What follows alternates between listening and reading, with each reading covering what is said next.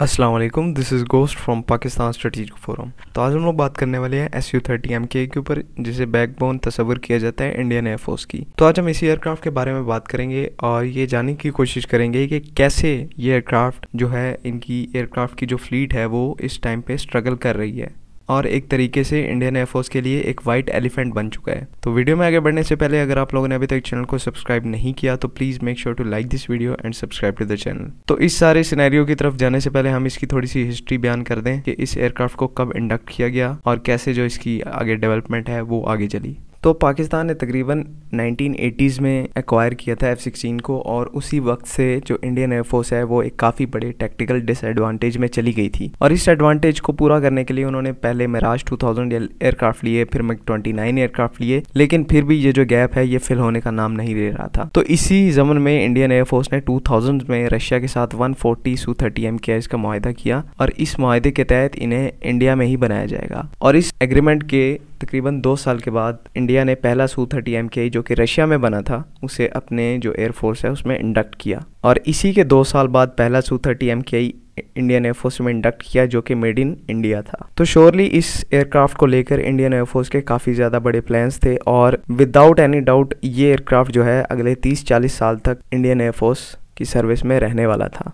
2018 तक Su-30MK के तकरीबन 272 यूनिट्स बनाए जा चुके हैं, बट इनमें से जो तकरीबन 260 हैं वो इंडियन एयरफोर्स की सर्विस में है बिकॉज 11 के करीब जो यूनिट्स हैं उनको एक्सीडेंट में लूज़ किया गया और जो एक था वो लॉस्ट इन एक्शन था जिसको PAF ने 27 फरवरी वाले दिन शूट डाउन किया था। अब ये जो Su-30MKI है ये ऑब्वियसली एक रशियन एयरक्राफ्ट है और रशियन एयरक्राफ्ट जैसा कि हम सब लोग जानते हैं मेंटेनेंस हंग्री होते हैं, इनको मेंटेनेंस की काफ़ी ज़्यादा ज़रूरत पड़ती है as compare to its western counterparts. उनकी मेंटेनेंस काफ़ी ज़्यादा कम होती है लेकिन रशियन एयरक्राफ्ट की कंपैरेटिवली मेंटेनेंस ज़्यादा करनी पड़ती है।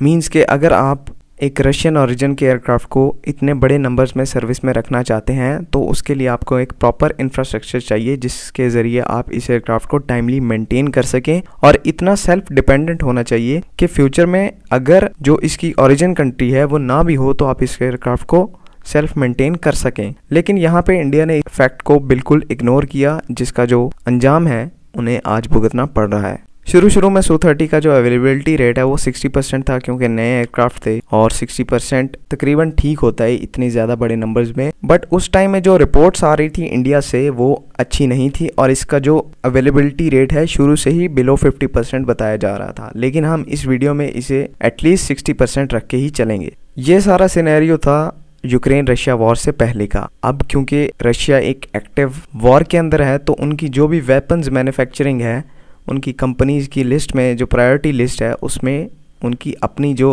आर्म फोर्सेस है वो शामिल है। बाकी किसी भी कंट्री को इस टाइम 80 to 90% जो डिफेंस इक्विपमेंट है उसकी जो फरामी है वो बंद की जा चुकी है और प्रायोरिटी पे उनकी खुद की रशियन आर्मी, रशियन नेवी और रशियन एयरफोर्स है।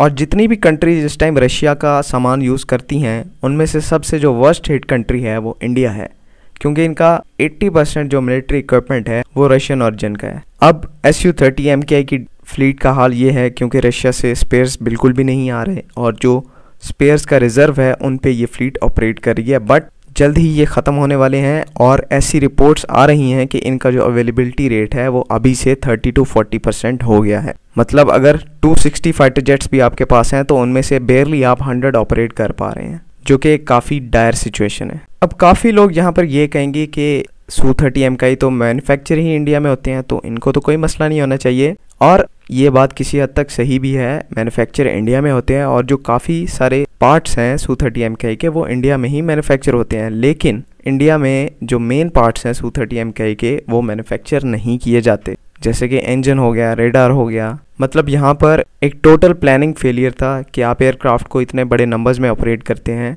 लेकिन आपके पास कोई इमरजेंसी प्लान नहीं होता अगर आपको थर्ड पार्टी कंट्री से स्पेयर्स की फराहमी नहीं होती। अब Su-30MK के साथ मसला तो कोई भी नहीं था ऑपरेशन स्विफ्ट रिटॉर्ट से पहले। जब ऑपरेशन स्विफ्ट रिटॉर्ट में इसकी जो पुअर कैपेबिलिटीज़ हैं उनको वो दुनिया के सामने आई, ये एयरक्राफ्ट F-16 को इसने इंटरसेप्ट किया, लेकिन नतीजा क्या निकला, एक एयरक्राफ्ट लूज़ हुआ और बाकी जो एस्कॉर्ट में एयरक्राफ्ट थे वो एक भी मिसाइल F-16 पर फायर नहीं कर पाए और बगैर अपने जो एसेट्स हैं उनका डिफेंस किए, उन्हें वहाँ से बग आउट करना पड़ा। तो इस सारे ऑपरेशन स्विफ्ट रिटॉर्ट के बाद इंडियन एयरफोर्स ने देखा तो इनका तो जो फ्रंट लाइन फाइटर है वो तो किसी भी काम का नहीं है, और अपने से साइज में छोटे और कैटेगरी में छोटे एयरक्राफ्ट से इस एयरक्राफ्ट ने मात खा ली। तो इसके बाद IAF की जो सीनियर लीडरशिप है, इन्होंने फैसला किया कि हम इसको सुपर सुखोई अपग्रेड देंगे, जिसके अंदर नया इंजन, नया रेडार और नए इलेक्ट्रॉनिक वॉरफेयर इक्विपमेंट लगने वाले थे। लेकिन यहाँ पे फिर इशू आ गया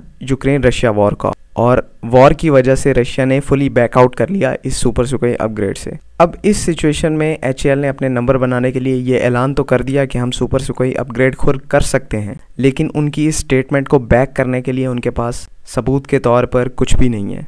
बिकॉज ना तो Su-30 MKI का इंजन इंडिया में बनता है, फुल्ली रशिया से इंपोर्ट किया जाता है, और ना ही कोई रेडार इंडिया मैन्युफैक्चर करता है Su-30 MKI के लिए इंडिया के अंदर।